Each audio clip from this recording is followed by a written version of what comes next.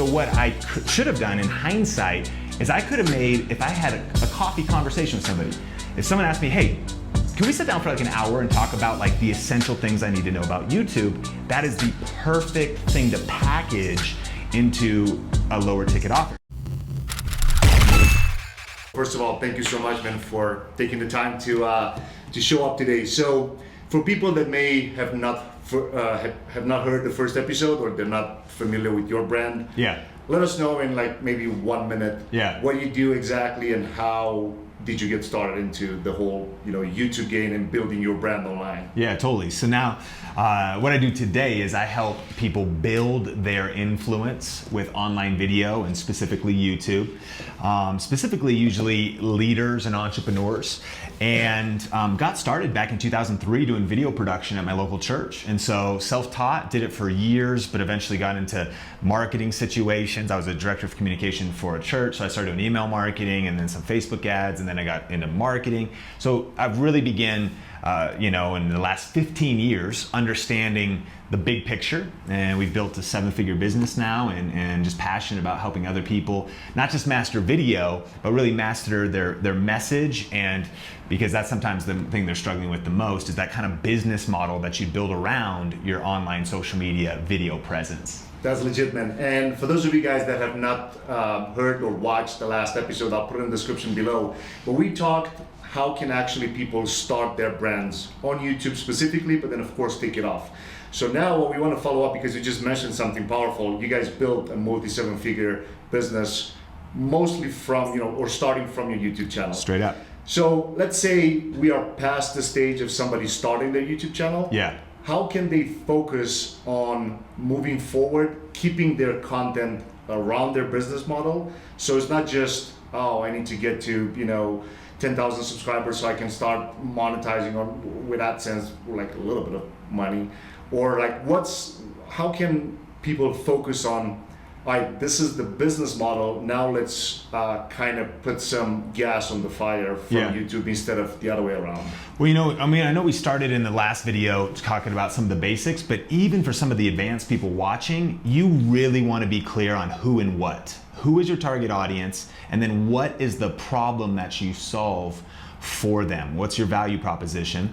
And as we talk about evolving too, it's almost like you want to have clarity before you get, imagine if you got 1 million YouTube subscribers, but you don't really have anywhere to send them. Sure, you could build it later, but what's nice is you want to get those pieces in place first. And basically, it's classic 7 Habits of Highly Effective People. Chapter 2 is begin with the end in mind. And so thinking at the end, like what would your perfect customer look like? Or what would your perfect business look like? What are some of your revenue targets? And what even are you selling? Are you selling a digital course? Are you selling coaching? Or you have some kind of physical product? But you need to lay a solid foundation first. And that's also begins to then shape your content, because then everything should basically begin to work backwards, where you're like, if they're gonna end up here, then what could I put kind of on the front end content wise?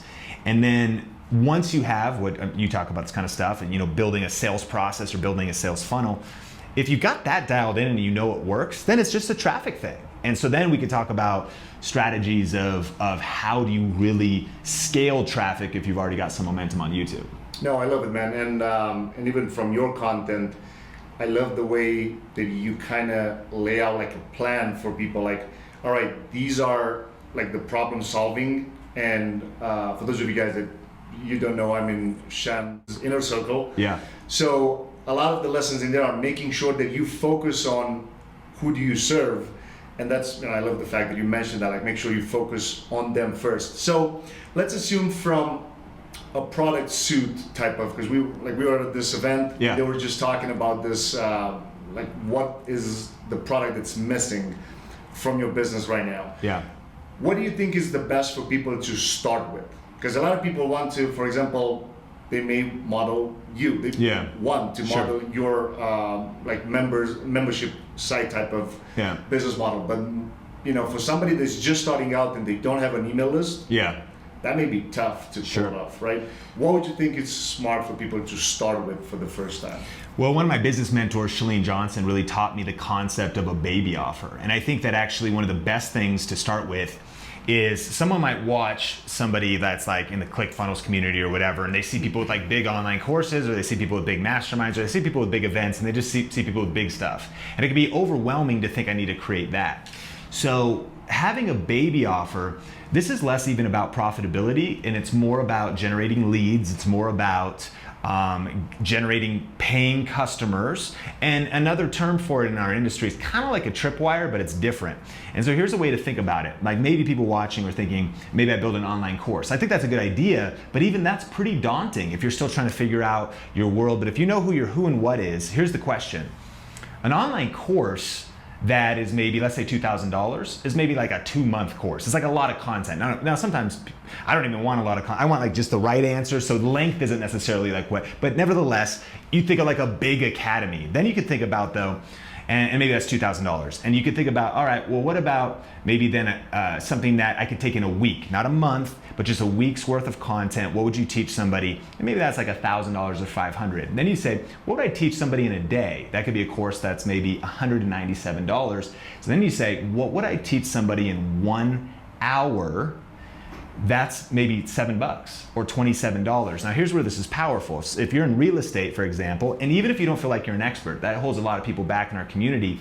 If you've been doing real estate for 1.5 years, you can revolutionize someone who's just getting into it. Mainly, maybe not because you've had massive results, but you've made a bunch of mistakes. And you're like, here's 7 things I wish I did differently in the first year of real estate. Now maybe that is your tripwire, like just or not your tripwire, like a lead magnet, like a free download or a free video. And maybe it's only a couple things, like the 3 biggest mistakes I made in my first year of real estate. Then they're able to consume something very short. They get that win, they kind of get to know you, and you say, and I actually did like an hour-long course with all 10 things. I just showed the first 3. If you actually are interested, and you know, it took me a whole year to learn this, and it's like a $100 course, but I'll hook you up, you know, like you have it for like $7 or something. So it's a no-brainer.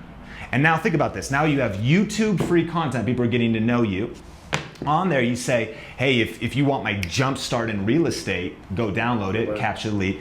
And then also, again, if you think about speed of this, now there's always ways to accelerate past and maybe do higher ticket offers, of course, but I think this is one of the coolest things to do because you could create it quick. And then I think everybody watching could think, so whatever it is you do, whatever it is your niche, when you start thinking about creating something, you're probably thinking too complex. You want to go way back, I think, to that person who's at the beginning of the journey, because the person you're going to help, you're like here on the mountain, they're here. And you need to really get into the psychology of meeting them here and moving them just a little bit forward. And the idea too with what do you charge for free content versus paid content is that really your whole journey should be helping someone get from A to Z. But maybe your free content, that first download, and even like a low ticket offer or a mini course or something is going to get people from A, B, C, D, E. It could get crazy results, but the reality is there's a bigger journey to go. There's always another level, and that's what's cool about also starting there. In fact, it comes out of a mistake. The first digital course I made was Video Ranking Academy. Yeah. I'm glad I did. It's not a huge mistake, but boy, it stressed me out because it was my first foray into it. It's an academy. It was, you know, it's really in depth. It took me like, you know, a 12-hour day to record it, and then I added more content later, and we're adding bonuses and all this other stuff. That's really intimidating if that's like the first thing you create. So what I should have done in hindsight is I could have made, if I had a coffee conversation with somebody, if someone asked me, hey, can we sit down for like an hour and talk about like the essential things I need to know about YouTube? That is the perfect thing to package into a lower ticket offer. Now you think about this, now someone is also getting to know, like, and trust you at a very low risk level. And now they're already a paying customer with that thing. And then you maybe haven't even built the next thing yet, but after they finish that, they're like, dude, okay, well, what's next? Like, how can I go to that next level with you? And again, using the real estate example, you're just like at 1.5 years. So what are you doing right now? Well, you're still studying, you're learning, you're getting mentored, you're doing deals, you're building your things. So you're like, all right, let me build the next thing, which is maybe still only like 201, and you're not going to do it till later. So you actually can build in a linear process. And this is actually coming out of pain of not really understanding a customer journey and thinking about people's process. A lot of things like the curse of knowledge, where I thought that the beginners and the basics was just too basic, and that wasn't, but that was me in the wrong mindset. I was in the wrong headspace because I was like, well, I'm sure that everybody in my audience has read all the books I've read, taken the courses I've taken, invested the time, and that was just a block. It's not true. So it's so great to go back and meet basically yourself kind of at the beginning of your journey. That's who you're going to be able to serve the most. And the cool thing is you only need to be like a year ahead, maybe not even that. Like you just need to be a few. If you also too, like if you're going to help them go from A, B, C, D, that's all you will have to have done. You might only be on F. And then you're still progressing and you're just bringing people along with you. And I think that's kind of the journey you want to create on social media that then leads into your business. I love it, man. And the fact, one thing that at least me, when you said, all right, what if I would have a coffee with somebody for 1 hour and just talk about that can become a product on its own. So I'm pretty sure everybody that's watching or listening this episode, you can relate to that. Like, what's the thing in your business that you can sit down with somebody at a coffee and just talk and explain? Like, I love that. So that gets me to the next question is, I love the way that you launched Video Ranking Academy by doing it for so long. And then, of course you were at the super expert level when you launched it. What would you say stopped you from creating it a couple of years ago? Like earlier? Yeah. Yeah, I think it was, there's a good and a bad side. The good side was I really wanted to have deep expertise. So I do think there's something to not faking it till you make it. Yeah. There's something to actually having, and really all it was a problem you solve. It was that problem you solve. And now I had studied ranking so much, and so my question was, can I do it not just once or a few lucky times, but can I do it repeatedly? Then it was, can I help a few other people do it? So I just really wanted at least a level of mastery in ranking. But here's the blocker, it's going back to this idea that, and that's an advanced course. It's like a 401 concept, and it's something I really pioneered. The blocker to me was, again, not understanding though, because here's what's also happened. Different people come into our academy. Everybody loves Video Ranking Academy, but some people, you're much further along. You're advanced, and we realized people were coming in because they did want what it would teach, but they were actually way earlier. Like they didn't have like their avatar done or their cover image done. They still wanted confidence to get on camera. They wanted just the basics of how YouTube worked. And my mental block was like, well, that's not, like you could just Google that. It's just free information on the internet, which is true. But what people are actually looking for, of course there's free information. There's tons of books to buy, but they're actually, usually they're searching on the internet or they're on social media. When they find you, they're looking for a proven mentor or expert or friend to hold their hand. They're looking for, your vibe attracts your tribe. And so when someone even says like, well, why would people buy courses when the information's free? Well, can you trust the information? It's hard to find, it's not in the right steps. So when they just meet someone that they can connect with. So all that to say, what I just was under this pressure to create this fancy course. I felt like I was trying to impress my peers, which is a horrible mistake. You're worried about what other people in the industry are thinking that would never buy your course. They don't even know what you're doing and they probably don't care. And you're thinking about them. You need to be thinking about the customer and the potential customer and where they are. Whereas years earlier, I could have created a course, how to set up your YouTube channel for success.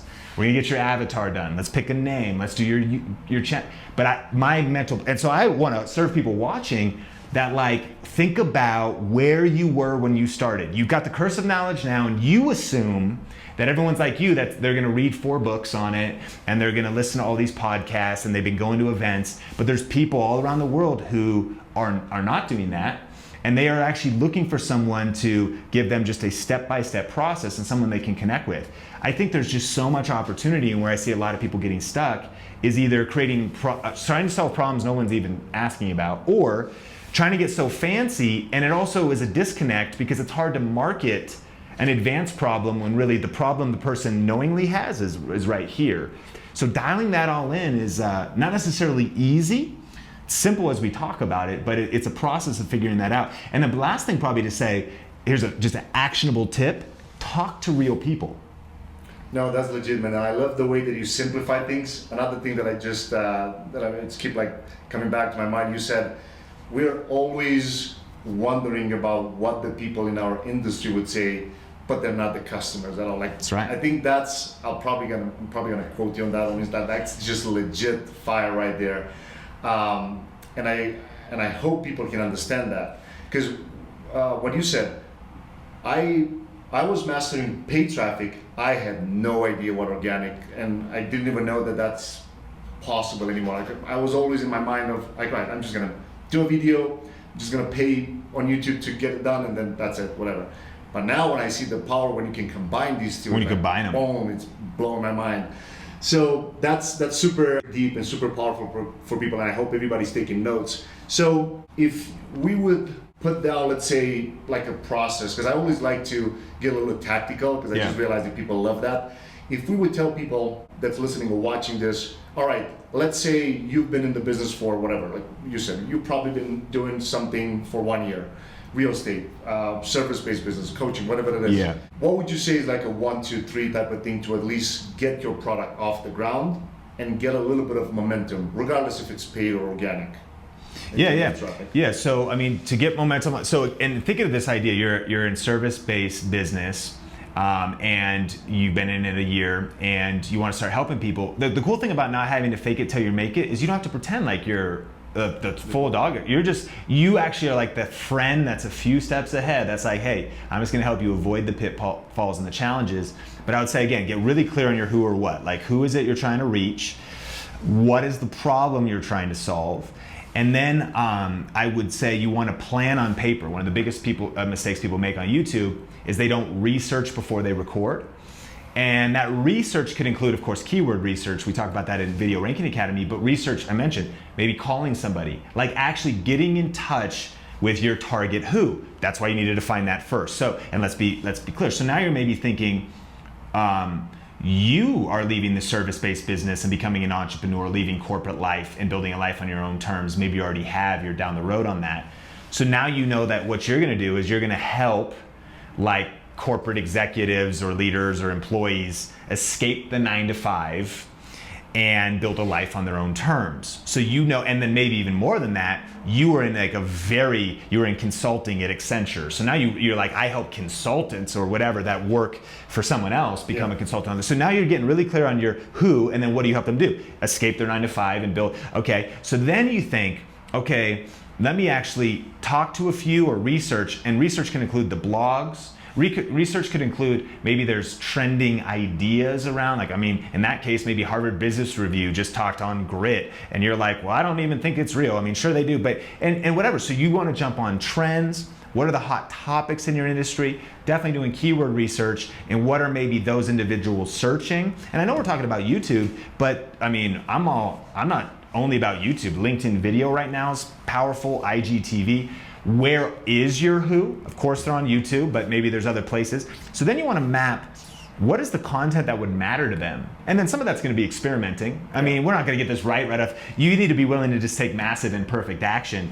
But I think one thing to absolutely do, even if you haven't launched a YouTube channel, is you want to be able to brainstorm. Like, even before you start, you should probably brainstorm 30 to 100 video ideas. Now, you might not make them all, but like from keyword research, 5 mistakes I made when becoming an independent consultant, the biggest myth about being whatever, and really brainstorm, because then what you're also doing is you're going to fill your pipeline so that you're not going week to week, like, what do I talk about now? So I think doing research for YouTube specifically, I mean, I know you're a member of Video Ranking Academy, mastering the fact of realizing YouTube's a search engine and wanting to be the dominant force in front of your relevant keywords. And that's what I do next. And then it's just taking action and pumping out the content. And I'm a big fan of batch production, batch producing videos, because people watching, we're busy, we got a lot of other stuff. And as an entrepreneur, that's one thing people, unless you're gonna be a YouTube celebrity, which is kind of a unicorn thing, like that's not something, you know what I mean? Then you need to build a business. So it's gonna be a process, it's gonna take time. And so then but you also need to build a business. You're not gonna make money off YouTube ads or just affiliate marketing. You might need product creation. Maybe you're doing client work or done for you services. So saying that, you need to be able to get YouTube into a systematized aspect. You can't do it 40 hours a week because you got all this other stuff that you maybe need to call clients and other things to build. And so batch producing is then maybe taking that list of video ideas systematizing it where you could shoot 4 videos on a Saturday where you hit those first couple topics and then release 1 a week, and you have a weekly show now that is helping corporate consultants build their private consultancy with in 100 days or less or whatever. Like, you start thinking through some of those things and then you take them through that process. And then the final piece is the last C of the 7 C's of YouTube success is consistency. But I think then just really committing to the process and realizing that great things take time. Don't despise small beginnings. And as Bill Gates says, most people overestimate what they can accomplish in 1 year, but underestimate what they can accomplish in 5 to 10. I think that the real secret of YouTube, which of course there's all kinds of tactics and things, but the real secret is thinking of starting a signature show. We're just thinking of just consistent content and then sticking with it for years. And that's what builds momentum. And eventually, a good example of this is Marie Forleo. So she's a pretty popular female entrepreneur. So she now has what's called Marie TV. It's her weekly show, and she's helping all kinds of entrepreneurs, but probably mainly female entrepreneurs really resonate with her. And she started this thing like 7 years ago. Sat on her couch. It's all fancy today with all this fancy lighting stuff. Sat on her couch with a laptop and did Q&A, but she didn't stop.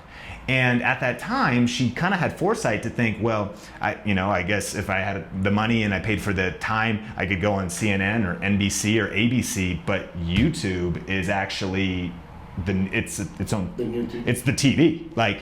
And I can be there for free. So I really think about this idea of starting a signature show that you stick with for years to come. Because what happens is, again, if we're launching this consultant business, you quit your job and you're getting people out, then again, in 1 year, you think of it like a small business. They say most small businesses won't even be profitable for 24 to 36 months. That's up to 3 years. So you need to be willing to really put in the hustle and the grind. Straight up, right? You get a guy like Gary Vee who says, work smarter and not harder is kind of BS, man. The entrepreneurs that are really killing it are working harder. And so putting in the work, putting out the videos, building out the business, hustling to get that first customer, that second customer. But where the tipping point is continuing to learn, master the process, and then year 2, year 3, year 4, now you got crazy momentum and you got these ranked videos, and now courses are selling and you're training and you're mastering, whatever you want to do, it really kicks in. And that's what people miss, especially about YouTube, is it's a long game. YouTube is a marathon and not a sprint. Now, a lot of businesses and a lot of social media is, but some of the other social media gives us a little more viral. You go live on Facebook, you're like, oh cool, there's 250 people there. And you go live on YouTube and you're like, there's nobody there because you don't have subscribers yet. But that's what's deceiving, because YouTube's a marathon and not a sprint. Some of the other social media is like, oh cool, kind of you get a few likes, you get a few dopamine hits. But YouTube's almost like real estate. When you build ranked videos, you're almost building equity, that these are videos that will pay you for weeks, months, and years to come. And if we've built that sales process, you start putting in that front end content, more and more people will be led into that sales process. Maybe it's eventually that quick guide to help, the 10 things consultants need to know to start their deal. And then it goes into even something that's low ticket. But eventually, especially in that industry, now you have $10,000 execution workshop or whatever else you're doing to really help people achieve transformation in the journey of your business. I love it, man. And I guess, you gave so much value just from the last question. And I hope people just understand everything that you just laid out for them right there. So you said something really important, and that was, you do this on Facebook and Instagram, you may get some likes, and then you're all pumped and stuff, and you're on YouTube and it's nobody. Well, yeah, but then 10 days or a month later, that YouTube videos keep getting views, the rest are just buried in the, that's right, in the feed, so they just die over there. Yeah. Awesome, and I love everything that, you just simplify things so easy for people. I love the way that you explain them. So, obviously now people are familiar with what YouTube can do for their brands, where they can go to, 1, find the book, and 2, maybe watch some of the trainings that I've watched before I got into the actual courses of yours. Yeah. So the book is on Amazon around the world, all the Amazons. So you could go physical, ebook or the audiobook, and it should be at all the Amazons, and so you can check that out. And then I actually, if we link up a playlist, we maybe put on the YouTube card in the description. I have a series on how to start and grow your YouTube channel. So maybe you're already past starting, but it's like maybe a 6-video series. It's all on YouTube. That's a great way to start. And of course, there's all those nuanced tactics, but probably, especially even being at this event where we're in such a strategic mindset. Yeah. Sun Tzu, the famous military general whose trainings were captured in the book, The Art of War. Yeah. Said this famous quote, and I might kind of mess it up, but it basically said that like strategy, tactics without strategy is the noise before defeat. Everybody wants tactics. How do I get like more views? How do I get more likes? How do I get, what's the secret of tricking the algorithm? And here's the thing though, those tactics without a strategy, kind of what we talked about the foundation, it's the noise before defeat. Yeah, you got some views, yeah, you got some likes, some subscribers came, but they also left. They're not even engaged anymore because you don't have the foundation of your business. But it also said was that strategy without tactics will never go anywhere because you actually then need to know. And so obviously we could do it all in this video, but that even just the book's a great way. I mean, you can get it for $4.99 on ebook. And you're gonna learn both, actually. We cover the first half of strategy, but then we go into some specific tactics. But it's funny because, again, I know we were talking about YouTube this whole time, and we didn't even actually talk about a ton of tactics, but that's the biggest gap I'm seeing people. It's like, it's actually lay that strategic foundation, and then check out that playlist and some of that other training, so then you can get those tactics on top of it, and that's the 1-2 punch. Because smart strategy with tactics, and those tactics, I mean, let me just like maybe drop one right now, and that is the fact that suggested videos is the largest traffic source on YouTube. Yeah. So search, which we love in VRA, that's a 1-2 punch too. You actually get more traffic on suggested videos, but it's the best practices off search that'll even position you there. But something that you could do, a tactic, is go to your competitors in your industry, go to their videos page on YouTube, search by most popular, and look at their hottest videos. What that's gonna reveal to you is the topics that people on the internet care about. And so there could be a channel all about how to be a better speaker, but they probably have 100 different topics. What are like the top 5? And that gives you an idea of the kind of stuff you could create. Why? One, they've already proven that that's what the internet's interested in. But then two, the way YouTube works is through suggested videos. So as you build your channel authority, you could potentially start showing up by them, even if it's at the tune of like 2 to 5% of their traffic. Because what happens is YouTube associates the two videos. So someone's trying to become a better speaker. There's some big competitor that you're intimidated by and whatever, and like they're already established. You're like, shoot, well, go give your 2 cents on some of those top topics.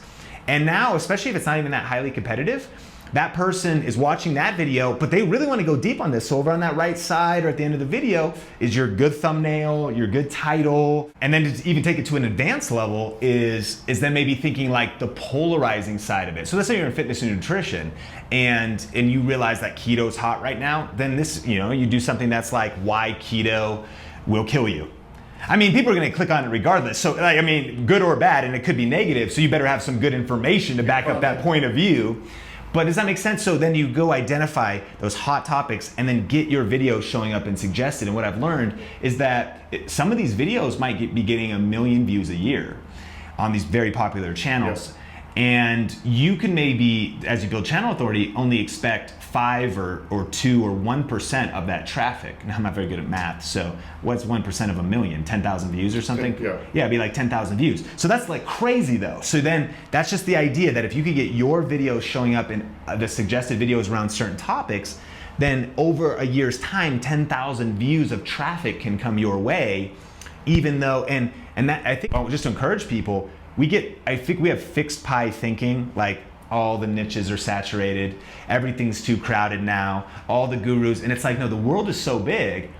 To be fair, you might not be like that biggest guru in your industry that's doing 8 figures a year, or maybe you won't do 7, but the reality for people to be doing 6, multiple 6, or even just making like 35K a year or 75K a year or 35,000 on just one vertical of like their digital course and their social media thing, and they've got like their whole other business over here where they do done for you, and a lot of that can be automated. The opportunity is massive. Believing in that long tail, that it's not too crowded, be smart, join the conversation, put your videos out there, learn the tactics, but I think that one will really help getting those video ideas. And why reinvent the wheel? The internet is spoken by the consumption of the most popular videos in certain niches. You got to join those topics. No, that's legit. And just the tactic alone, by going and hacking, the way that I like to call it, hack your competitors' channels and just look at the things that are actually proven to work. Yeah. And you just model it and you give your 2 cents. I think that's just like you drop the mic right there. Boom. All right, man. Thank you so much for taking the time. And again, guys, we'll put the link for the book in the description of this video. If we would leave people with the last thing from this interview, what would you say would be? Some words of encouragement. I mean, I would say, don't hesitate. Don't get stuck in your own head. Don't procrastinate. If you've been just like thinking about this for weeks or months or even years and you're not taking action, man, punch fear in the face, punch perfectionism in the face and press record. You got to get in the game. And if you've been in the game, I want to encourage you to just go all in, step it up to that another level. I know that at times of seasons when I've been like discouraged or tired, I thought that there wasn't another level, but maybe you just need to take a nap. Tired eyes rarely see a bright future. But when you're in that right place, man, there's always another level. And I think we are going to look back at this time in history and all of us are going to probably regret that we didn't go more all in as all this stuff was unfolding. All this social media stuff, paid traffic, this stuff is so new and it's not going to be this good forever. And it might feel competitive right now, but look, it's going to be more competitive in 2 years. It's going to be even more competitive in 6. And so like the window of opportunity right now, don't wait, don't sit on the fence, dive in. If you're in, take it to another level, find out how to scale and keep following this guy because this guy knows what he's talking about. And guys, don't go anywhere. Start binge watching the other interview with Sean. We're going to link it up right here.